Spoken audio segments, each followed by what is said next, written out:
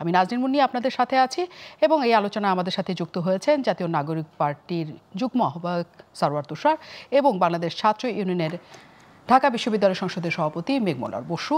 কিছুক্ষণের মধ্যে তিনি এসে আমাদের সাথে যুক্ত হচ্ছেন। আমরা সারওয়ার তুষারের কাছে শুরুতে যেতে চাই। অনেক ধন্যবাদ সারওয়ার তুষার, আপনি আমাদের সাথে যুক্ত হয়েছেন। আপনার কাছে নিশ্চয়ই খবরের মধ্যে এসছে যে আজ আসলে একটা জরিপ হয়েছে, সেটা নিয়েই শুরু করি। সেই জরিপের জায়গায় বলা হয়েছে যে বিএনপি সরকার গঠনের পক্ষে মত দিয়েছে 41% বেশি মানুষ। তারপরে সেখানে আছে জামাতে ইসলামের খবর যে তারা 30% বেশি মানুষ তাদেরকে চায়। 18% মানুষ আওয়ামী লীগকে চায় এবং সেইখানে 4.8% মানুষ চায় এনসিপিকে। এই জরিপটা তারা 6 মাস আগে করেছিল, তখন এনসিপির অবস্থা ভালো ছিল, মানে মোটটা এর চেয়ে ভালো ছিল, 8% বেশি। মানে বলা হচ্ছে যে সর্বোচ্চ কমেছে আপনাদের অসন্তুষ্টির জায়গা। প্রথমত এই ধরনের জরিপকে আপনারা কেমন করে দেখেন? দ্বিতীয়ত আসলে এটা আপনাদের মনে হয় কি না যে আপনাদের জনপ্রিয়তা কমেছে? আপনাকে ধন্যবাদ। এবং এই জরিপ আরও অনেকগুলো জরিপ হয়েছে, ওনাদেরও এর আগে একটা জরিপ, সেখানে আমি ওনাদের যখন এটা উদ্বোধন করেন সেখানে আমি উপস্থিত ছিলাম। সেই জরিপটাও খুব ইন্টারেস্টিং ছিল এবং জরিপ যে কোনো পরিস্থিতি সম্পর্কে যেমন একটা ধারণা দেয়, আবার অনেক সময় জরিপ ভুলও প্রমাণিত হয়। আমরা দেখেছি মার্কিন যুক্তরাষ্ট্র সহ অনেক দেশের নির্বাচনে জরিপের কমপ্লিটলি উল্টো রেজাল্ট ঘটে, এটা ঘটে আর কি, মানে এই জিনিসগুলো ঘটে। তবে এটা ঠিক যে জরিপ থেকে যাদের ব্যাপারে জরিপ তারা বুঝতে পারে যে তাদের কোথায় কোথায় ইমপ্রুভ করতে হবে, কোথায় কোথায় ঘাটতি আছে। এই জরিপের ব্যাপারে যেমন ধরেন জরিপের মধ্যে যদি আওয়ামী লীগকে না রাখা হতো তাহলে জরিপের রেজাল্ট আবার কীরকম হতো, এরকম একটা আছে। যেমন অনেককে প্রশ্ন করা হয়েছে যদি আওয়ামী লীগ নির্বাচনে অংশ না নেয় তারা কি করবে। যারা আওয়ামী লীগের পক্ষে বলেছেন যে আওয়ামী লীগকে তারা দেখতে চান, তারা কিন্তু বলেন নাই যে আওয়ামী লীগ না আসলে আমরা ইলেকশনে অংশ নেব না বা এরকম কিছু বলেন নাই। হ্যাঁ, খুব অল্প, সেটা হচ্ছে 3 থেকে 4% বলেছেন যে না আওয়ামী লীগ নাই মানে আমরা ইলেকশনে নাই। কিন্তু আওয়ামী লীগ না থাকলে তারা আবার বিভিন্ন দলে ভাগ হয়ে যাচ্ছে। ফলে ভোটারদের যেটা বোঝা যাচ্ছে যে বাংলাদেশের মানুষ ভোট দিতে চায়। এবং এই জরিপের একটা খুব ইন্টারেস্টিং দিক যেটা হচ্ছে যে প্রশ্ন করা হয়েছে, আর ভোটারদেরও তো আবার বয়স রেঞ্জ আছে, তো প্রশ্ন করা হয়েছে যে আপনি প্রার্থীর কাছ কি দেখে আপনি ভোট দিবেন। কারণ একটা সবচেয়ে বড় অংশটা বলেছে যে প্রার্থীর যোগ্যতাটা হচ্ছে গুরুত্বপূর্ণ, কে প্রার্থী সেটা দেখে, দল দেখে না। হ্যাঁ, কে প্রার্থী। এখন আমাদের যে কিন্তু দেখেন আপনি যখন প্রশ্নটা করলেন তখন কিন্তু বিএনপি, জামায়াত ইসলাম, এনসিপি এইভাবে আসছে, নাথিং রং উইথ ইট। কিন্তু এনসিপির যেটা হচ্ছে যে হ্যাঁ দল হিসেবে এনসিপি তো এনসিপির সংকটটা হলো যে এখনও আমাদের যে জনসমর্থন আমরা জুলাই পদযাত্রা দেখেছি এটাকে ক্যাশ করার মতো সাংগঠনিক কাঠামো আমাদের এখনো গড়ে ওঠে না, ইট ইজ স্টিল গ্রোয়িং। আর ইলেকশনের ব্যাপারে হলে যে আপনি যদি ফর্মিডেবল ক্যান্ডিডেট দিতে পারেন, ধরেন 300 আসনে কিংবা 200+ আসনে আমরা যদি ফর্মিডেবল ক্যান্ডিডেট দিতে পারি যারা এলাকায় ইতিমধ্যেই পরিচিত কোনো না কোনোভাবে, তারা এখনই যে আমাদের দলের ব্যানারে আছে নাও হতে পারে এরকম, তারা হয়তো আসবেন, আমাদের সাথে যোগাযোগ হচ্ছে, আমরা তো আমাদের সব কৌশল তো এখনই বলবো না। তো সেটা যখন ধরেন চমক আকারে যখন আসবে তখন কিন্তু আবার দেখবেন যে এই জরিপ ঘুরে যাবে বা ঘুরে যেতে পারে যে কোনো জরিপ। আরও একটা জরিপ এরকম খুব, সেটাও একটা খুব বিখ্যাত, সম্ভবত সানেমের একটা জরিপ ছিল মে মাসের, ওখানে কিন্তু এনসিপি জনপ্রিয়তাটাকে মানে দেখানো হচ্ছিল যে এটা বাড়ছে আর কি। সেটা ছিল জুলাই পদযাত্রার আগে। তো জুলাই পদযাত্রার পরে তো অবশ্যই পরিস্থিতিটা আরও ভালো হয়েছে আমাদের জন্য। এখন এই মিলিয়ে আমি বলবো যে এই জরিপ অবশ্য বলতেছে যে আমাদের জনপ্রিয়তা কমছে। এটার একটা কারণ হতে পারে যে আমাদের কিছু সাংগঠনিক কর্মকাণ্ড এখন কম, এটার কারণে হয়তো আমরা বিবেচনায় কম আছি। আবার যখন সাংগঠনিক কর্মকাণ্ড বাড়বে আমরা আবারও একটা প্যাকেজ সাংগঠনিক কর্মকাণ্ড নিয়ে সামনে হাজির হচ্ছি, তখন কি হবে বলা যায় না। কারণ বাংলাদেশের মানুষ সবসময় যেটা পছন্দ করে যে পরীক্ষা দিবেন আপনি তার কাছে, তো পরীক্ষা দিলে আপনি তার কাছ থেকে মানে তার মন জয় করতে হবে আর কি। আর সেখানে আমরা যেহেতু তরুণ, আমাদের প্রতি মানুষের একটা ইমোশন আছে যে এরা ভালো, এরা শেখ হাসিনাকে বাংলাদেশকে একটা জুলুম মুক্ত করেছে। কিন্তু রাষ্ট্র পরিচালনা কিংবা সরকার হওয়া, এমপি হওয়া, হ্যাঁ জনপ্রতিনিধি হওয়া, এগুলো তো আরেকটু অন্য ধরনের ব্যাপার। তো সেইটার জন্য যে আমরা কমিটেড এটা মানুষকে দেখাতে হবে। তো দেখানোর ক্ষেত্রে এলাকা ভিত্তিক কাজ করাটা জরুরি। আমরা যেমন আমাদের নেতাদেরকে বিশেষত সেন্ট্রাল লিডারদেরকে আমরা এই নির্দেশনা দিয়েছি যে আপনারা এলাকাভিত্তিক কাজ করেন, এবং সর্বশেষ আমাদের যে সমন্বয় সভা হয়েছে ঢাকায় এই গত শুক্রবারে, ওখানে সমস্ত জেলা উপজেলার প্রধান নেতৃবৃন্দ এসেছিলেন, তাদেরকে কিন্তু এই নির্দেশনা দেওয়া হয়েছে যে সাংগঠনিক বিস্তৃতি এবং ইলেকশনের যে একটা আবহ সেটা যেন তারা সেইটা মাথায় রেখে যেন তারা কাজ করে। ফলে এই কাজগুলো যখন বাড়বে তখন অবশ্যই এখন কি হচ্ছে, এখন বেশিরভাগ এলাকায় আসলে বিএনপি এবং জামায়াত ইসলাম, এবং অর্ধেক এলাকায় আমরা আছি কোথাও কোথাও, কিন্তু বেশিরভাগ এলাকায় কিন্তু বিএনপি জামায়াত ইসলাম। ফলে মানুষের কাছে কিন্তু এর বাইরে অপশন নাই, এবং মানুষ মনে করে না যে জরিপে যে যাই বলুক, মানুষ মনে করে না যে আগামী নির্বাচনে আওয়ামী লীগ আসবে। কিন্তু এখন যদি এনসিপি এই পিকচারে আরও ভালো করে ঢোকে ইলেকশন কেন্দ্রিক, আমরা যেমন সংস্কার এবং বিচার প্রশ্নটা এত গুরুত্ব দিয়েছি সেন্ট্রালি, এখন যদি আমরা তৃণমূল পর্যন্ত এই ভাইব নিয়ে ঢুকি, তাহলে কিন্তু আবার দেখবেন যে আপনি 3 মাস পরে জরিপ করলে বা 2 মাস পরে আমি শিওর যে আরও জরিপ হবে তফসিলের আগে তখন কিন্তু পিকচারটা বদলাবে। এখন আমাদের জন্য মেসেজ হচ্ছে যে এই তফসিলের আগে আমাদের সংগঠনটা আরও যতটুকু পারা যায় কার্যক্রম বাড়ানো, মানুষের কাছে ক্রেডিবল হিসেবে হাজির হওয়া। আমাদের যে কোনো ভুল নাই, আমাদের যে কোনো ঘাটতি নাই তা তো না, আমাদেরও কিছু ল্যাকিংস আছে, আমাদের কিছু সীমাবদ্ধতা আছে, এটা তো এভিডেন্ট। সেগুলো আমরা কাটিয়ে উঠে কীভাবে সামনে আগানো যায় সেইগুলো আমরা এই জরিপটা আমি দেখতেছিলাম আজকে সারাদিন ধরে একটু একটু করে, তো সেখান থেকে আমরা অনেকগুলো ইনসাইট পাচ্ছি যেগুলো আমরা হয়তো কাজে লাগাবো আর কি। আচ্ছা, আপনি একটা কথা বললেন যে মানুষজনের সাথে সম্পৃক্ততার জায়গা আপনাদের তুলনামূলকভাবে হয় নাই। জুলাই পদযাত্রার পর আপনাদের একটু ভালো অবস্থান হয়েছিল, তারপর আপনার সাংগঠনিক কর্মকাণ্ড নাই বলে, মানে কমেছে বলে আপনারা মনে করেন এই জরিপে আপনাদের ফল কম আসছে, এটাই তো আপনার পয়েন্ট? মানুষের সাথে যোগাযোগ নাই তা না, মানে মানুষের একটা নতুন ধরনের রাজনৈতিক শক্তি দেখার ইচ্ছাটা এত বেশি, সেই তুলনায় এই ইচ্ছার তুলনায় পারদের তুলনায় আমাদের সাংগঠনিক কর্মকাণ্ড হয়তো অত বেশি না। আচ্ছা, মানে সেটাকে ম্যাচ করা, মানে এত আপনার মাছ আছে অনেক কিন্তু এটা ধরার মতো যে জাল, এটা স্বীকার করতে হবে যে আমরা এত বড় সাংগঠনিক কাঠামো এখনো দিতে পারি না। যেমন আমাদের উপজেলা কমিটি আছে এখন 250+, কিন্তু আপনার উপজেলাতে আছে 495টা। এর আরও নিচের দিকে গেলে ইউনিয়ন, ওয়ার্ড এগুলো আছে, ফলে সেই দিকে আমাদেরকে কাজ করতে হচ্ছে সেইগুলো নিশ্চিত করার জন্য। আমি কোয়াইট শিওর যে এগুলো যখন আমরা করে ফেলবো তখন আমাদের দেখবেন যে মানুষের কাছে তো দেখতে হবে, মানুষ তো শুধু এনসিপি একটা নাম হিসেবে জানে, তো যেখানে মানুষ ওই সংগঠনের লোকজনকে দেখে নাই সেখানে তো তার স্বাভাবিকভাবেই তাকে বিবেচনা করছে না, ফলে আমাদেরকে ওইটা নিশ্চিত করার দিকে এখন কাজ করতে হবে। এই জিনিসটা আমরা আপনার কাছ থেকে জানতেই চাই, সেটা হচ্ছে সাংগঠনিক কর্মকাণ্ড বাড়ালে বা আপনাদের সাংগঠনিক ভিত্তি যদি অনেক বড় হয়, মনে করেন যে বিএনপি এবং জামাত এখন তো সবচেয়ে ভালো অবস্থায় আছে, তাহলে তারা কি মানে তাদের সমকক্ষ হয়ে জনগণের কাছাকাছি পৌঁছানো সম্ভব হবে? সমকক্ষ একটা দেখেন, বিএনপির বয়স হচ্ছে প্রায় 50 বছর, জামায়াত ইসলাম আমাদের দেশ স্বাধীন হওয়ার আগের দল, ঠিক আছে, এগুলো তো অনেক, এবং দে হ্যাভ মানে পুরো দেশ জুড়ে তাদের সাংগঠনিক কাঠামো আছে, ইনফ্রাস্ট্রাকচার আছে, টাকা পয়সার অভাব নাই, অ্যান্ড এভরিথিং। আমাদের সেই তুলনায় হচ্ছে আমরা এখনও 1 বছরও হয়নি, এবং আমাদের জন্য সবচেয়ে বড় চ্যালেঞ্জ হলো যে বছর পূর্তির আগেই আপনাকে একটা জাতীয় নির্বাচন ফেস করতে হবে। এই ফেব্রুয়ারিতে নির্বাচন ধরে বলছি আমরা, এই ফেব্রুয়ারিতে আমাদের আত্মপ্রকাশ, আগামী ফেব্রুয়ারিতে নির্বাচন, 1 বছর হওয়ার আগে একটা দলকে ইলেকশন করতে হবে। তা আমি সেখানে মনে করি যে এইবার যে কনটেক্সট ইলেকশন হচ্ছে, এবং আমি আপনাকে একটু আগে যে কথাগুলো বললাম যে যদি ফর্মিডেবল ক্যান্ডিডেট সারা দেশে যারা আমাদের সাথে যোগাযোগ করছে, এবং আমি আপনাকে নিশ্চিত করতে পারি যে সেখানে আপনি যে শুধু তরুণদের দেখবেন তা না, কিন্তু আমাদের জেলা উপজেলা কমিটি যারা এসেছেন তারা কিন্তু সবাই 40+ প্রধান সমন্বয়কারী, কারণ এটা আমাদের ক্রাইটেরিয়া ছিল যে 40-এর নিচে আমরা প্রধান সমন্বয়কারী করব না। তো এরকম যখন লোকেরা আসবে এবং তাদের বিভিন্ন জায়গায় যখন তারা খুব ভালো ইমেজ সম্পন্ন, তখন কিন্তু সাংগঠনিক কাঠামোর দিক থেকে আমরা ওই দুটো দলের চেয়ে কম শক্তিশালী, এটা সত্য, কিন্তু আমরা যদি মধ্যমপন্থী গণতান্ত্রিক শক্তি যেগুলো আছে এই দুটো দলের বাইরে, তাদের নিয়ে যদি আমরা একটা মোর্চা, জোট যাই বলেন না কেন করতে পারি, তাহলে কিন্তু অনেক জায়গায় আমরা অনেক ভালো রেজাল্ট করবে, এটা আমি বিশ্বাস করি। কারণ আমি যেমন আমাদের এলাকার নির্বাচনের যে আবহাওয়াটা দেখতে পাই, সেখানে কিন্তু বিশেষত তরুণরা তারা কিন্তু পুরনো বড় প্রার্থী, হেভিওয়েট প্রার্থী, এই দৃষ্টিকোণ থেকে তারা ভোটটা দেবে বলে এরকম মনে হচ্ছে না। তাদের কাছে হচ্ছে প্রার্থী কাদেরকে তারা কানেক্ট করতে পারে এরকম।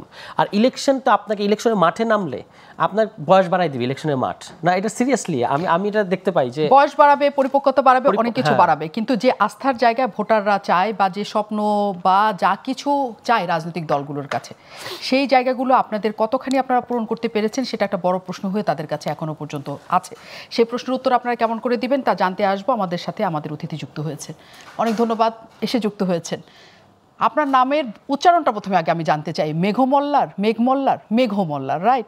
অনেক অনেক ধন্যবাদ মেঘমল্লার, কারণ অনেক সুন্দর নাম এবং আমার সবসময় মনে হয় যে কিভাবে তাকে আসলে উচ্চারণ করে। অনেক ধন্যবাদ মেঘমল্লার, আপনি আমাদের সাথে এসেছেন। আলোচনা ছিল তারুণ্যের যে নতুন রাজনীতি এই দেশে শুরু হয়েছিল, সেই রাজনীতিটাকে জাতীয় রাজনীতি পর্যায়ে এনসিপি নিয়ে যেতে চেয়েছে। আপনারা আছেন, তরুণরা একটা বড় ধরনের শক্তি হিসাবে এই দেশে গড়ে উঠেছে, কিন্তু যে জনপ্রিয়তার জায়গাটা 5 আগস্টের পর থেকে তরুণরা নিয়েছিলেন, বিশেষ করে জুলাই থেকে আগস্টের পর, বিভিন্ন জরিপ যে সবসময় সত্য কথা বলে তা না, বিভিন্ন জরিপ এবং নানাভাবে আমরা যারা সাংবাদিক মাঠে কাজ করি সেই জনপ্রিয়তা অনেকখানি আমরা নিম্নমুখী দেখছি এখন।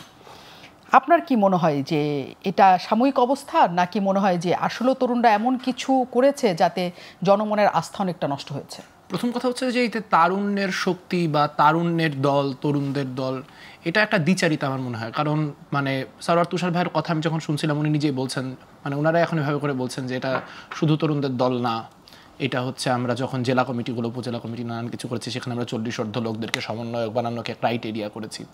আবার ফ্রেমিংয়ের ক্ষেত্রে বা ব্র্যান্ডিংয়ের ক্ষেত্রে আমরা দেখতে পেয়েছি এনসিপি হয়তো যারা পলিটিক্যালি অনেক শার্প তারা হয়তো এই কথাটা অ্যাভয়েড করে যান, কারণ এখানে দ্বিচারিতা তারা স্পষ্ট। কিন্তু অনেকেই ব্র্যান্ডিং করার সময় তরুণদের রাজনৈতিক দল, তরুণদের এগিয়ে আসতে হবে, তরুণরা অমুক করতে হবে। তরুণ তো কোনো হোমোজেনাস কনসেপ্ট না, মানে তরুণ তো মানে এটা তো কোনো আইডিওলজিক্যাল ফ্রেম না। মানে তরুণ 50টা তরুণের মনোভাব 50 রকম হতে পারে। প্রচুর তরুণ থাকতে পারে যারা আসলে পুরানো বন্দোবস্তই চায়, প্রচুর বৃদ্ধ লোক থাকতে পারে যারা নতুন একটা বন্দোবস্ত চায়। কাজে আসলে এখানে আমার কাছে মনে হয় যে আসলে এনসিপি, এবং শুধু এনসিপি বলাও ঠিক না, মানে প্রথমে জাতীয় নাগরিক কমিটি থেকে শুরু করে তার পরবর্তীতে বিভিন্ন রকম যে সংস্কার এজেন্ডা, এই এজেন্ডাগুলোকে বাস্তবায়ন করার জন্য মূলত একটা জেনারেশনকে বলি দেওয়া হয়েছে।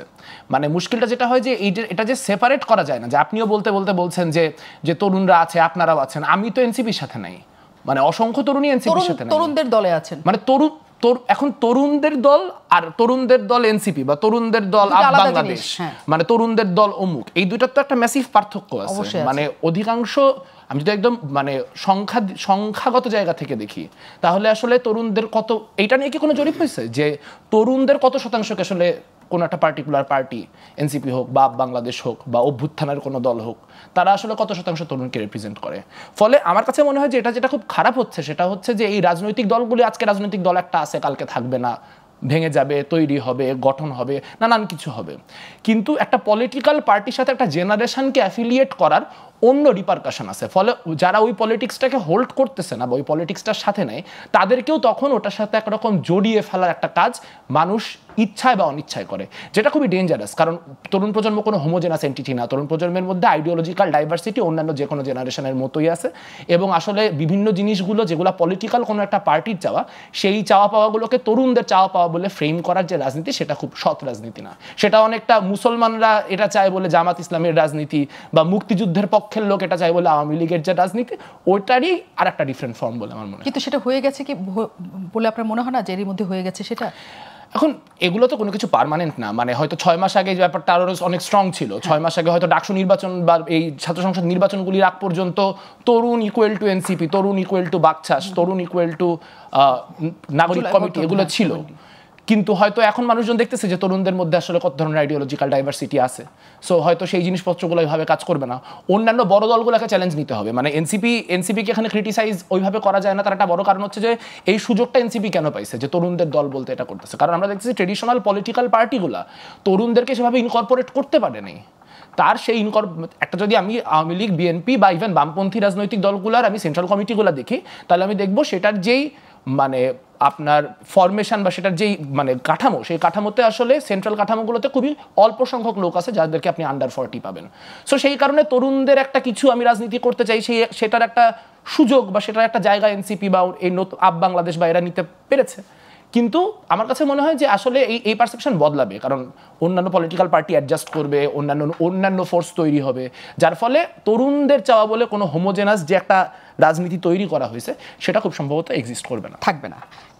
সারওয়ার তুষার, যে কথাটি আসলে এখন তৈরি হয়েছে, আপনি বলছেন যে আপনাদের কনসেপ্ট যে আপনারা কাঠামোগতভাবে এখনও স্ট্রং না, মানুষের কাছে পৌঁছাতে পারেন, আপনাদের অনেক নিজেদের কাছে যুক্তই আছে, কিন্তু আপনাদের কি কখনো মনে হয়েছে যে গেল 1 বছরে, ধরেন আমি যদি বলি যে অগাস্টেই যে ফেনীতে বন্যাটা হলো, সেখানে যখন সাহায্য চাওয়া হলো, তখন আমি একদম গৃহিণী যার কানে স্বর্ণের দুলটাকে দিতে দেখেছি সেখানে হিসাবে, কারণ আপনারা চেয়েছেন যে আপনাদের লাগবে ওইখানে করার জন্য। এবং তারপরে শুধু ওই ঘটনাটা শুরু না, তারপর অনেক ঘটনা, ডাকলেই হাজার হাজার মানুষ আপনাদের ডাকে সাড়া দিয়েছে, হাজার হাজার মানুষ আপনারা যা বলেছেন তাকে সমর্থন করেছে।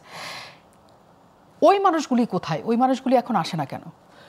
না, ওই মানুষ তো আছে, কিন্তু মানুষ তো সারা জীবন 24 আওয়ার্স বিপ্লবের না নিশ্চয় না, আপনারা সারা 24 আওয়ার্স বিপ্লবের ডাকও দেন না, কেউ থাকে, হ্যাঁ এটা হয় না, দেন না, হঠাৎ আস্তে আস্তে তখনও আমরা দেখি না। হ্যাঁ আস্তে আস্তে যখন কি হয় যে আপনার ওই সময় আমরা যে একটা বিশেষ পরিস্থিতির মধ্যে ছিলাম, আপনি যে বন্যার রেফারেন্স দিলেন, এটা সম্ভবত 5 আগস্টের এক সপ্তাহের মধ্যে তখন বাংলাদেশ যেভাবে ফুটতেছিল, একটা টকবকে যে মেজাজ ছিল, এখন তো সেটা নাই।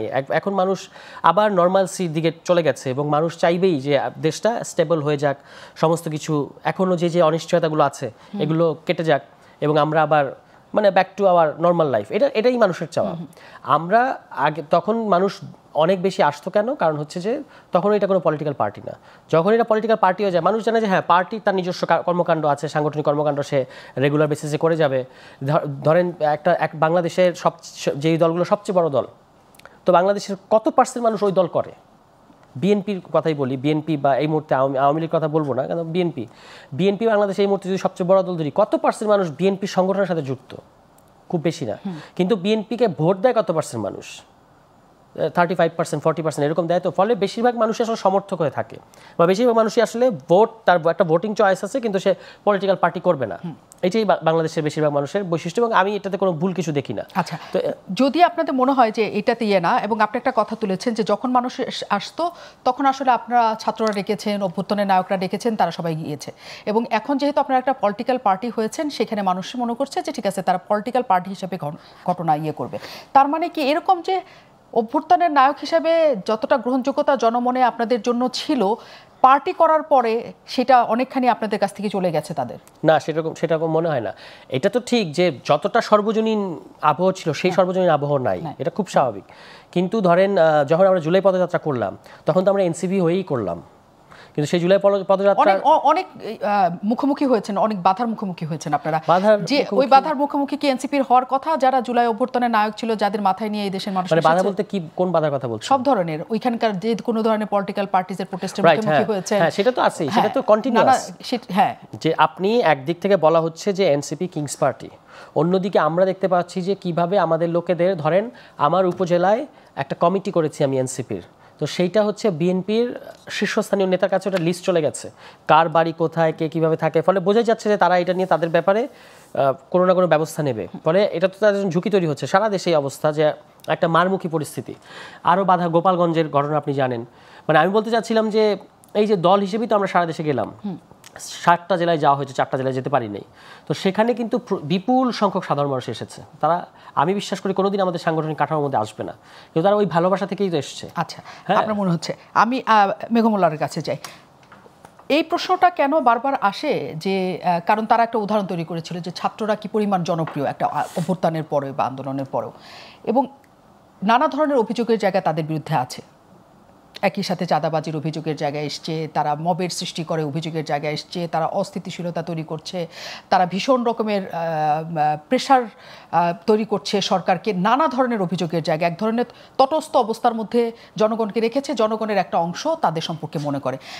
আপনার কি মনে হয় যে এই কারণে তাদের মানে এই জনবিচ্ছিন্নতা হওয়ার একটা সুযোগ তৈরি হয়েছে? মানে মুশকিলটা হচ্ছে যখন শুরুতে অভ্যুত্থানের পরবর্তী সময় গিয়েছে, তখন তো আসলে তারা মোটামুটি গোটা দেশের নেতৃত্ব দিচ্ছে এরকম একটা জায়গায় থেকে নিজেদের রিপ্রেজেন্ট করেছে যে আমরা কোনো পলিটিক্যাল পার্টি না, আমরা বাংলাদেশের সব আমরা একটা অভ্যুত্থানের নেতৃত্ব দিয়েছি, সো এটা অভ্যুত্থানটা এখনো ফিনিশড হয়নি, আমরা অভ্যুত্থানের কাজ শেষ করতেছি। সো যার ফলে প্রচুর মানুষ সমর্থন দিয়েছে। কিন্তু আসলে মানে ন্যাড়া বেলতলায় কয়বার যায়। মানে আপনি যখন ধরেন কিছু হলে রাজুতে করা শুরু হলো, এই রাজুতে আমি নিজে দেখছি যে যেদিন আনসারদের সাথে একটা সৃষ্টি হলো, একটার পর একটা কনস্পিরেসি থিওরি, আনসাররা অমুক, আনসাররা আওয়ামী লীগ, আনসাররা পুনর্বাসন করবে, দোসর, ওই দিন আমি দেখছি আমার ক্যাম্পাস থেকে 1000 খানিক ছেলে বের হয়ে গেছে যে মানে ওখানে হাসনাত আবদুল্লাহ, সার্জিস আলম এবং উমামা ফাতেমা তারা আক্রান্ত অবস্থায় আছে, তাদেরকে বের করতে হবে।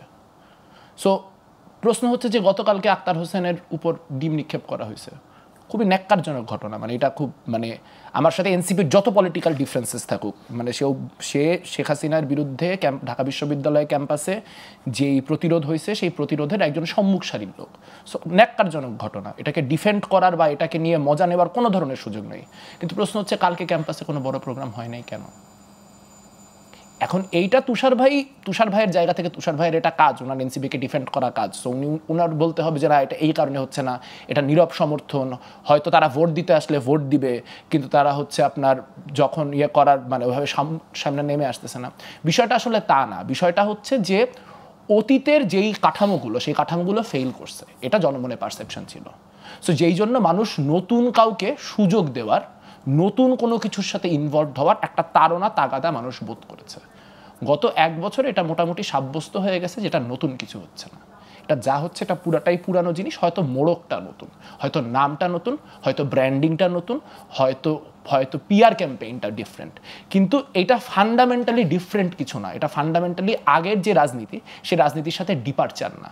সো যার ফলে যেই লোকগুলো আসলে ফ্লোটিং মানুষ ছিলেন, যারা কোনো দল সমর্থন করেন না কিন্তু যারা বাংলাদেশ গড়ার জন্য কারো পিছে ডেসপারেটলি যেতে চেষ্টা করেছিলেন, তাদের একটা বড় অংশ বিমুখ হয়েছেন। এবং সেটা আসলে শুধু এনসিপির জন্য খারাপ বা নেতিবাচক বিষয়টা তা না, এটা আসলে যারাই এই পুরনো কাঠামোগুলোতে ফিরবে না, যারাই নতুন কোনো কিছু করার চেষ্টা করবে, তাদের সবার জন্যই নেতিবাচক। কারণ এখন স্কেপটিসিজমটা অনেক বেশি হবে। হয়তো 8 মাস 10 মাস আগে যে দলটা খুলেছে সেই দলটাকে ওই পরিমাণ স্কেপটিসিজম ফেস করতে হয়নি, তার একটা হানিমুন পিরিয়ড পার করতে পেরেছে।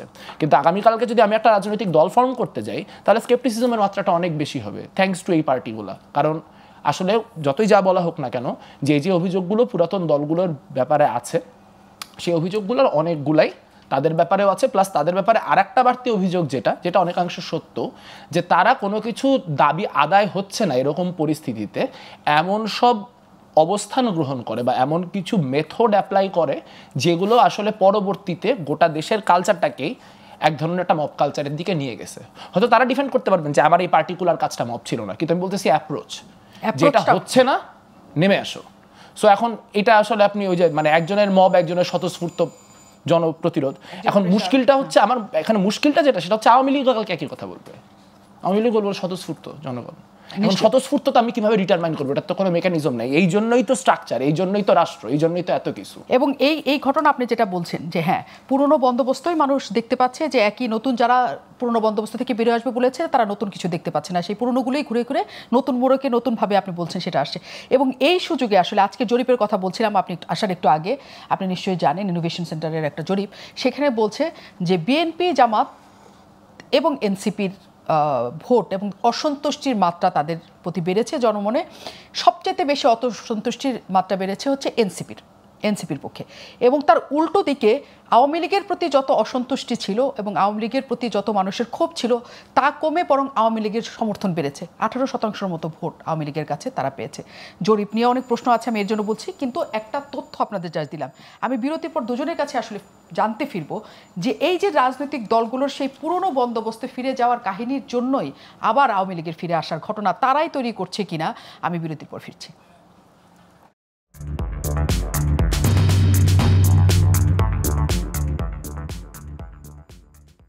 অনেক ধন্যবাদ দর্শক আমাদের সাথে থাকার জন্য। সবাই আছেন আর কেবল প্রশ্নগুলি সহজ অনুষ্ঠানে। নাজনীমুনি আপনাদের সাথে আছে, আমাদের সাথে অতিথিরা আছেন মেঘমল্লা বসু এবং সারোয়ার তুষার আছেন আমাদের সাথে, দুজন তরুণ রাজনীতিবিদ। এবং আমরা কথা বলছিলাম যে তরুণদের জনপ্রিয়তা কমছে কিনা সেই প্রসঙ্গ নিয়ে।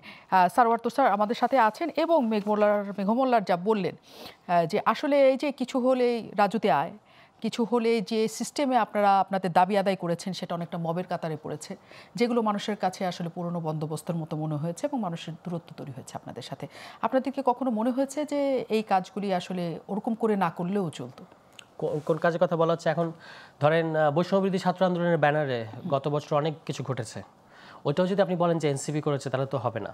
আমরা রাজনৈতিক দল হওয়ার পর আমরা সমস্ত কিছু রাজনৈতিক কর্মসূচি করেছি। এর বাইরে হাসনাত আবদুল্লাহ সহ যারা তখন ছাত্র নেতা ছিলেন, যেমন ধরেন আপনার সম্ভবত 10 অগাস্ট বা 11 অগাস্টের দিকে বিচারপতিদেরকে অপসারণের জন্য একটা, তা আপনি কি বলবেন যেটা মব? আমি কিন্তু মানে আমি জানি যে এই ধরনের বিশৃঙ্খলা সৃষ্টি করা, যে কাউকে অপদস্থ করা, এটা তো সমস্যাজনক, কিন্তু মবের যে ডিসকোর্স বা মবের যে ফ্রেমিং, এটাকে আমি সন্দেহ করি। এটা কোন পর্যন্ত নিয়ে আসছে আমাদেরকে আমি বলি, এই যে নুরুল হক নূরকে যখন হামলা করা হলো, হ্যাঁ, তার অফিসের সামনে তার একটা একটা পার্টির একটা সংবাদ সম্মেলন, সেখানে এসে তাকে যেভাবে আইন শৃঙ্খলা রক্ষাকারী বাহিনী আক্রমণ করেছে, শারীরিকভাবে আঘাত করেছে, এবং এখন তিনি দেশের বাইরে চিকিৎসার স্বার্থে আছেন। ওটার পরে যে প্রেস ব্রিফিং ISPR, সেখানে কি বলা হয়েছে যে মব, তা আপনি এখন রাজনৈতিক কর্মসূচিও মব হয়ে গেছে, এই কারণে আমি মব কথাটাকে সন্দেহ করি আর কি, যে আমরা, এবং এটা তো ধরেন ইলেকশন আইএসপিআর থেকে যেটা কথাটা আমি একটু বলে নেই, একটু পরিষ্কার হলে বেশি ভালো, সেটা হচ্ছে একদমই স্পষ্ট তারা করেছিলেন যে মব ওইখানে জাতীয় পার্টির অফিসটা ভাঙচুর করার জন্য তাদের নেতাকর্মীদের উপরে ইয়ে করা,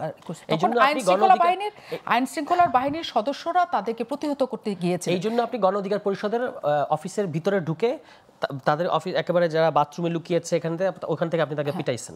ওকে, আচ্ছা ধরেন কোনটাকে আপনি ধরেন আমি আপনাকে জিজ্ঞেস করি যে রুমিন ফারহানা যে কাজটা করেছিলেন নির্বাচন কমিশনে, ওটা কি মব নাকি মব না, কি মনে হয়? ওটা মব কি মনে করে দু দলের মধ্যে পাল্টাপাল্টি দেখিনি, আমরা দেখছি একদল উনি অঙ্গুলি হেলন করেছেন এবং তার লোকজন এসে একপাক্ষিকভাবে একজনকে হেনস্থা করেছে এবং শারীরিকভাবে আঘাত করেছে, কিন্তু এটাকে কিন্তু আমরা মব বলতেছি না, এটা কিন্তু ঘটেছে নির্বাচন কমিশনের ভিতরে খুব গুরুত্বপূর্ণ একটা জায়গায়। ফলে আমরা কোনটাকে মব বলতেছি, আমি কিন্তু শুরুতেই বলতেছি যে এরকম যে অনেক কিছু কোথাও গিয়ে একটা হানা দেওয়া এবং গিয়ে একটা পরিস্থিতি তৈরি করা, এটা যে খুব ভালো ঘটনা সেটা নিশ্চয়ই না, কিন্তু কোনটাকে আপনি মব বলতেছেন কোনটাকে বলছেন না, মানে গত অন্তত 6-7 মাস যাবত এটা একটা রাজনীতি আছে। আমি শুধু এই রাজনীতিটাকে, এবং দেখা যাচ্ছে যে এনসিপি এবং আমাদের তরুণ ছাত্রনেতা মেঘমোল্লারও এই রাজনীতির অংশ, যে তিনি কিন্তু এখন বললেন যে মানে সমস্ত মবের দায় হলো এনসিপি, বা এনসিপি যেইটাই দাবি আদায় করতে চায় এটা এখন মব হয়ে যাবে। ধরেন আমাদেরকে শাপলা প্রতীক দিতে চাচ্ছে না ইসি, ওয়ারেজ আমি আপনাকে হিস্ট্রি দেখাতে পারবো যে আমাদের সাথে ইসির ডেভেলপমেন্টটা কি এই বিষয়ক। যখন তারা 2008-এর ওই নির্বাচন ইয়েটা চেঞ্জ করছিল তখন আমাদেরকে যে তারা আশ্বস্ত করেছে যে হ্যাঁ এটা অন্তর্ভুক্ত হবে, এবং সেই আশ্বাস পেয়ে আমরা এটা নিয়ে মোবিলাইজ করেছি। এখন যখন তারা দিল না, তারা বলে দিয়েছে যে আমাদেরকে শাপলা দিবে না, এখন তো আমরা এটা নিয়ে আন্দোলন করতে চাইবো। আমরা ইসির সামনে ইসি ঘেরাও কর্মসূচি দিব, এবং ঘেরাও কর্মসূচিতে বাংলাদেশের সবচেয়ে বিখ্যাত কারা? বামপন্থীরা। তো এখন ধরেন এনসিপি যদি ঘেরাও কর্মসূচি দিতে যায় ওই ইসিতে, এটা হয়ে যাবে কিন্তু মব, যে আমরা একটা চাপ সৃষ্টি করে একটা পরিস্থিতি সৃষ্টি করে এটা জিনিসটা ব্ল্যাকমেইল করে আদায় করতে যাচ্ছি। সেটা কেন? এটা হচ্ছে কোথা থেকে আসে আমি বলি। এই প্রসঙ্গে আপনার সাথে একটু এসে নির্বাচন কমিশনের সাথে আপনাদের ডেভেলপমেন্ট কি ছিল আমরা এটা জানি না এখনো পর্যন্ত, কারণ আমাদের কাছে যতখানি এসছে, আমি একটু প্রশ্নটা করি, তারা বলেছেন যতটুকু আমাদের কাছে এসছে আমরা সেটা বলি, নির্বাচনী প্রতীকের মধ্যে শাপলা প্রতীকটি নাই। আপনাদের কাছে শুধু বারবার তারা বলেছেন যে শাপলা প্রতীক নাই, আপনারা যে প্রতীকগুলি আছে সেই প্রতীক থেকে একটা প্রতীক আপনারা বাছাই করে দেন, কারণ এই শাপলা প্রতীক এখন দেওয়া যাচ্ছে না, তারা স্পষ্ট করেছে বারবারই। কিন্তু আপনারা বারবারই বলছেন শাপলা প্রতীক ছাড়া আপনাদের নির্বাচন হবে না, কিভাবে নির্বাচন হয় আপনারা দেখে নেবেন। মানে অন্য প্রতীক নিলে কি সমস্যা? এটাকে নিয়েই যখন আপনি মনে হবে না যে এটা জনগণ মনে করতে পারে না যে শুধু আপনারা একটা জেদের বসে এই কাজটা করছেন এবং এক ধরনের চাপ প্রয়োগ করছেন? ধরেন আমি সেটাই বলতেছি, সেটা অন্য প্রতীক নিলে কি হয় এটা আলাদা আলোচনা, কিন্তু নির্বাচন পরিচালনা বিধি 2008 যখন সংশোধন করার উদ্যোগ নেয় ইসি, তখনই কিন্তু আমাদের নির্বাচন সংক্রান্ত টিম তাদের সাথে মিটিং করেছে এবং তাদের দায়িত্বশীল জায়গা থেকে বলা হয়েছে আমরা মানে যখন আপনি মার্কা অ্যাড করছেন এবং আপনি আপনার 2008 সালের বিধিটা পরিবর্তন করছেন, তখন আপনাকে বিভিন্ন পার্টি বিভিন্ন মার্কা রেকমেন্ড করতে পারবে, এবং তখন আপনি ওই সুপারিশের প্রেক্ষিতে বলেছেন যে হ্যাঁ এই মার্কাটা আমরা অন্তর্ভুক্ত করব। আপনাদের বলেছিল তখন? হ্যাঁ হ্যাঁ, আমি এই যে ওনাদেরকে আমরা কি চিঠি দিয়েছি সেই চিঠি আমার কাছে আছে। আচ্ছা, কত তারিখে সেটা, মানে কবে? এটা হলো জুন মাসের ঘটনা। জুন মাসের ঘটনা। হ্যাঁ, এখন এইটার পরেই তো আমরা এই মার্কাটার ব্যাপারে সিরিয়াস হয়েছি, এবং আপনি জানেন যে জাতীয় ফুল মার্কা হতে পারবে না, এটা বাংলাদেশের কোনো আইনে এটা আপনি এস্টাবলিশ করতে পারবেন না, বিকজ জাতীয় ফল অলরেডি মার্কা। আন্দালিব রহমান পার্থের পার্টি মার্কা। ফুল আর জাতীয় প্রতীক দুটোর মধ্যে পার্থক্য আছে। শাপলা জাতীয় প্রতীক না, প্রতীক হিসেবে ব্যবহার করা হয় না, শাপলা জাতীয় প্রতীকের অংশ। হ্যাঁ, কিন্তু সেটা প্রকট, মানে সবচেয়ে প্রমিনেন্ট। ধানের শীষ জাতীয় প্রতীকের অংশ। আমরা কি বলেছি, আপনি আমাদেরকে শাপলা দিবেন অথবা লাল শাপলা অথবা সাদা শাপলা, একই তো হলো না? একই না, লাল শাপলা তো জাতীয় প্রতীক না। ধরেন আমি ধরে নিলাম শাপলা জাতীয় প্রতীক, লাল শাপলা তো জাতীয় প্রতীক না। ইট ম্যাটার্স। আমি আপনাকে একটা কথা বলি সারওয়ার তুষার, একটা পয়েন্ট হচ্ছে যে আপনি নির্বাচন কমিশনের শেষ পর্যন্ত ধরেন আপনি কালারফুল পোস্টার ছাপাতে পারবেন না, তো আপনি লাল শাপলা নেন, নীল শাপলা নেন, যে শাপলাই নেন, ওইটা সাদা কালো শাপলাই দেখাবে, রাইট? কিছু আসবে, ব্যাপারটা লাল নীল সাদা কালো ব্যাপারটা তা না, কিছু আসে না, সাদা কালোই দেখায়। হ্যাঁ, ওইটাই কেন লাগবে? আমি তো জানি না, ওইটাই কেন লাগবে? আমি বলি জাতীয় প্রতীকের যে শাপলার যে পিকচার আর লাল শাপলার যে পিকচার, যে মানে স্ট্রাকচার একরকম না তো। আচ্ছা আচ্ছা, সুতরাং অসুবিধা নাই। আচ্ছা, এখন আমরা অনুরোধ করার পরে তাদের দিক থেকে আমাদের আলোচনাটা ডেভেলপমেন্ট ছিল বলেই তো আমি এটা বলছি। আমার পয়েন্ট ওখানে ছিল না। আমি বলছি যে ধরেন এখন আমাদেরকে এটা দিবে না, রাজনৈতিক দলকে একটা জিনিস যখন না দিবে, তখন রাজনৈতিক দলের অনেকগুলো উপায় আছে। গণসংহতি আন্দোলনকে লম্বা সময় অযথা মানে কোনো কারণ ছাড়া রেজিস্ট্রেশন দেয় নাই, তারা আন্দোলন করছে না, এবং সেখানে তো ইসি ঘেরাও, শিক্ষা ভবন ঘেরাও, হ্যাঁ এগুলো হবে, ওগুলো কেন মব না? আচ্ছা, মব এটার যদি আপনারা নিশ্চিতভাবে আপনারা সব জায়গায় যা বলেন আপনারা অনেক পড়াশোনা জানেন, পড়াশোনা করে আসতে আমাদের সবাইকে, শুধু আমি বলি না, নিশ্চয়ই, শুধু আমি একটা কথা এখানে বলে যাই, নির্ধারিতভাবে মব মানেই আমরা সাধারণভাবে যে সংজ্ঞার মধ্যে যে নির্ধারিত কিছু মানুষকে উস্কে একটা নির্ধারিত ঘটনা ঘটানোর জন্য পূর্ব পরিকল্পিত একটা ঘটনা, ঠিক আছে? তাৎক্ষণিকভাবে ধাক্কাধাক্কি, জোড়াজুড়ি, তাৎক্ষণিকভাবে কিছু হয়ে যাওয়া ওইটা কোনো ব্যাপার না। কিন্তু আপনি যখন নির্ধারিতভাবে কোনো উদ্দেশ্য প্রণোদিতভাবে সাধারণ কিছু মানুষকে উত্তেজিত করে কোনো একটা ঘটনা ঘটাতে চাবেন, সেটা মবের অংশ। আমি কিছুটা হলেও নিশ্চয়ই ঠিক বলেছি। তো এই পুরো ঘটনায় আপনি যদি নির্ধারিতভাবে আপনার কিছু আদায় করার জন্য কিছু মানুষকে উস্কে বা দলের মানুষকে উস্কে সেটাকে ভাঙচুর করেন, ইয়ে করেন, এটা মবের অংশ আপনার মনে হবে না, তখন সেটা রাজনৈতিক কর্মকাণ্ড মনে হবে। এই যে এটা যদি করেন যে কিছু উদ্ধার করার জন্য আপনারা যে সেটা ভাঙচুর করছেন, এটা তো ভ্যান্ডালিজম এবং এটা নিঃসন্দেহে এটা সহিংস কর্মকাণ্ড। এইটাকে ঠেকানোর অনেক রাস্তা আছে বাংলাদেশের প্রচলিত আইনেই, ঠিক আছে? আমি কোনটাকে সন্দেহ করতেছি, আমি বলছি না যে এই যে একটা দলা হয়ে কারোর উপর হামলে পড়া এটা খুব ভালো ঘটনা এবং এটাকে নিয়ে কিছু করা যাবে না। ধরেন লালমাটিয়া একটা ঘটনা ঘটেছিল একটা মেয়ের সাথে রোজার মাসে, যে সম্ভবত তারা স্মোক করছিল এবং একজন মুরব্বী এসে যে কাজটা করেছেন, এটা কিন্তু উনি ঠিক কাজ করেন নাই এবং এটা উনি অনধিকার চর্চা করেছেন এবং উনাকে এই জন্য মানে কি বলে শাস্তির আওতায় আনা উচিত। কারণ আপনার একটা জিনিস ভালো না লাগতে পারে, আপনি এটা না দেখে চলে যান কিংবা আপনি তাকে নর্মালি বারণ করেন, কিন্তু আপনি যখন তার উপর চড়াও হতে গেছেন তখন তো আপনি তাকে মানে এক ধরনের হেনস্থা করেছেন, এটা করতে পারেন না। এটা নিয়ে তো আমার কোনো আপত্তি নেই। আমি শুধু বলতেছি যে কোনটাকে কিভাবে ফ্রেমিং করা হবে, আমি ফ্রেমিং এর রাজনীতিকে প্রশ্ন করতেছি, অন্য কিছু না। সেটাই, কিন্তু এটা কমন কিছু ফ্রেমিং আছে যেটা সাধারণ দৃষ্টিতে মানুষ বুঝে, সেটা নানা ধরনের শাখা প্রশাখা, লাল শাপলা কালো শাপলার মতো বলতে পারেন, কিন্তু শাপলা ইজ শাপলা। মব মানে ছোট একটা সংজ্ঞা আছে, ছোট একটা সংজ্ঞা আছে। আমি আসবো সারওয়ার তুষার, অনেকগুলি পয়েন্ট জমেছে, তো আমি মেঘমোল্লার কাছে যাই। মেঘমোল্লার বলছে দল হিসেবে মব, দল হিসেবে রাজতে আয় ডাকাডাকি তারা করে নাই, যারা করেছে বৈষম্য বিরোধীরা করেছে। যদিও আমি জানি বৈষম্য বিরোধী বড় একটা অংশই এনসিপিতে এসে যোগ হয়েছে। আপনি কি ওনার যুক্তি মানেন কিনা যে তারা তো ছাত্র ছিল? আমি একটা জায়গায় যেখানে সারওয়ার তুষারের সাথে একটু একমত হইনি, সেটা হচ্ছে যে এই জায়গাটায় যে হ্যাঁ মবের যে ডেফিনেশন এটাকে নানানভাবে স্ট্রেচ করা হচ্ছে, নানানভাবে এটাকে নিজের মতো কনভিনিয়েন্টলি ইউজ করা হচ্ছে, ফাইন। কিন্তু মুশকিল হচ্ছে এই যুক্তিটা তো আমরা মানবো না যে হচ্ছে বৈষম্য বিরোধী ছাত্র আন্দোলনের দায় এনসিপি নিবে না।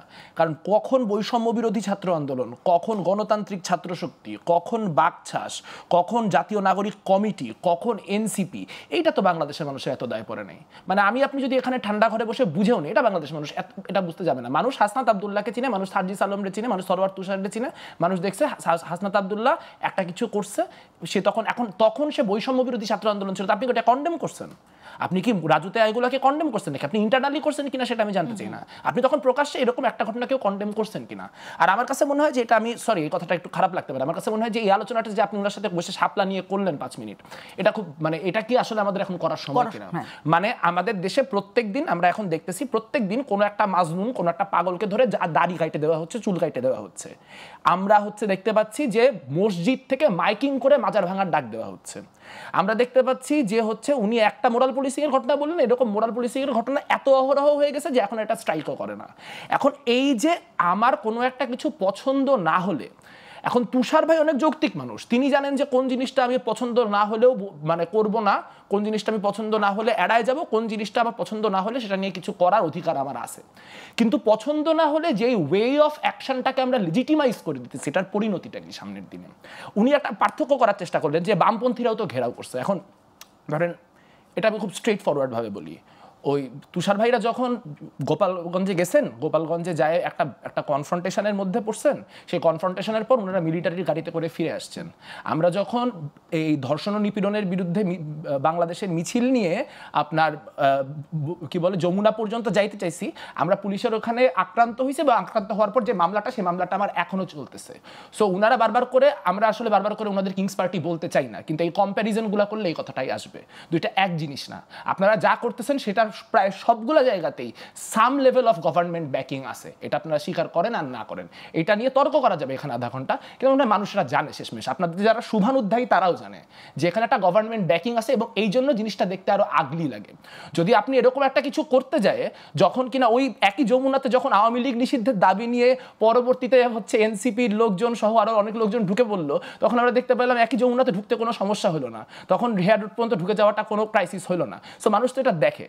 যদি এমন হতো যে আপনি এটা করতেছেন এবং জোনায়েদ সাকি আগেরবার যেরকম জোনায়েদ সাকির সাথে হয়েছে, জোনায়েদ সাকির মায়ের মাথা ফাটায় দিছে, যদি আপনি এরকম 2টা প্রোগ্রাম করতে গিয়ে ঘেরাও করতে গিয়ে আপনার গভর্নমেন্ট মাথা ফাটায় দেয়, আমি কি আপনার পক্ষে বলবো কোনো সমস্যা নেই। কিন্তু আপনার সাথে গভর্নমেন্টের সিচুয়েশন তা না, আপনার সাথে গভর্নমেন্টের সিচুয়েশন হচ্ছে ইন্টারনালি নেগোসিয়েশনগুলি যখন ফেল করে একটু শেষ করে নিয়ে মার খেতে হবে আর কি।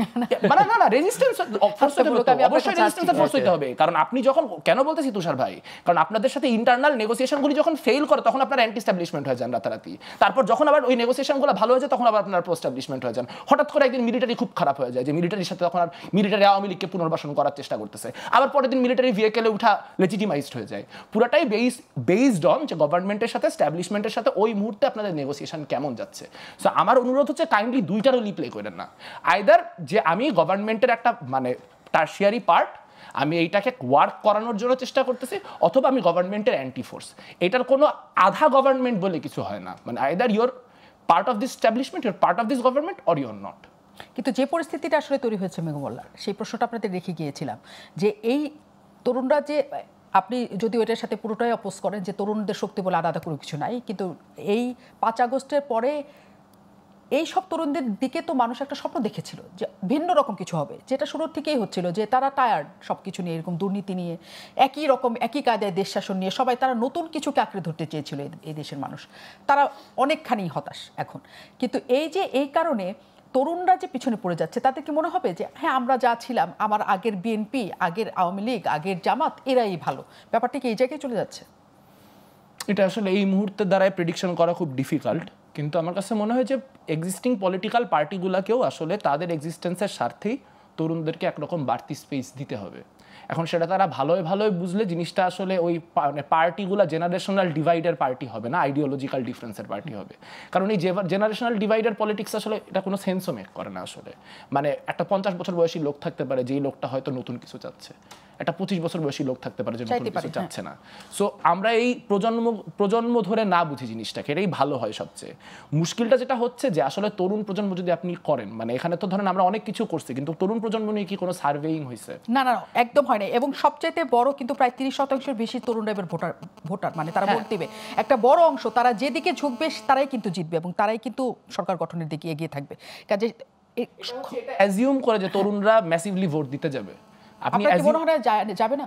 আমার কাছে মনে হয় তরুণরা গত এক বছর মানে বাংলাদেশে তো একটা দীর্ঘ সময় একটা আই হেট পলিটিক্স জেনারেশন তৈরি হয়েছে, যারা দীর্ঘ সময় নানা কারণে হতাশ ছিল, নানানভাবে রাজনীতির সাথে অন্তর্ভুক্ত হয়নি, কোনো রাজনৈতিক কর্মকাণ্ডের সাথে, কোনো ধরনের কার্যকলাপের সাথে একটা বড় অংশ মানুষ ছিল না। আমরা একটা উইন্ডো তৈরি হয়েছিল জুলাইয়ের মধ্য দিয়ে, যার মধ্যে দিয়ে ম্যাসিভ পরিমাণ তরুণ, যাদের হয়তো কোনো মানে আইডিওলজিক্যাল কোনো ফরমেশন নেই, যারা হয়তো আইডিওলজিক্যালি সে কোথায়, সে কি পন্থী জিজ্ঞেস করলে সে বলতেও পারবে না, কিন্তু সে একটা বিবেকের তাড়নায়, একটা সময়ের তাড়নায়, সময়ের প্রয়োজনে মাঠে নেমে আসছিল। সো সেই মানুষগুলোর একটা বড় অংশ কিন্তু ফিরে গেছে। সেই মানুষগুলো এখন আর কারো ডাকেই নামবে না। সো সেই মানুষগুলো কি ভোট দিতে আসবে? ভোট দিতে আসলে কাকে ভোট দিতে আসবে? সে কি ডিফেন্সিভ মেথডে ভোট দেওয়ার জন্য আসবে যে অমুককে ঠেকাইতে হবে, নাকি সে কোনো একটা অ্যাসপিরেশন দেখে যে আমি এই অ্যাসপিরেশনের জন্য ভোট দিব? সো এই কোয়েশ্চেনগুলো কিন্তু আছে। আমার ব্যক্তিগত ধারণা, আমার মতো করে যতটুকু চলাফেরা আছে, তাতে আমি দেখি যে সব থেকে বেশি হতাশ তরুণ প্রজন্ম। অনেক ধর্মরা সেই হতাশার জায়গা থেকে বের করে নিয়ে আসা সম্ভব কিনা, কারণ যে তরুণরা হেড পলিটিক্স বলতো তারা ভীষণ রকমের আগ্রহী হয়েছিল পলিটিক্সের ক্ষেত্রে এবং এই দেশও স্বপ্ন দেখেছিল। এখনো সময় আছে কিনা তাদেরকে ফিরে আনার, আমি বিরতির পর ছোট করে জানব।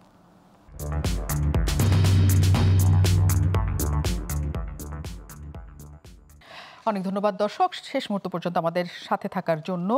সারওয়ার তুষার অনেক অভিযোগ যেমন কথা বলছিলেন মেঘমোল্লার, সেগুলো কম বেশি আপনি জানেন সাধারণ জনগণের মধ্যেও আছে।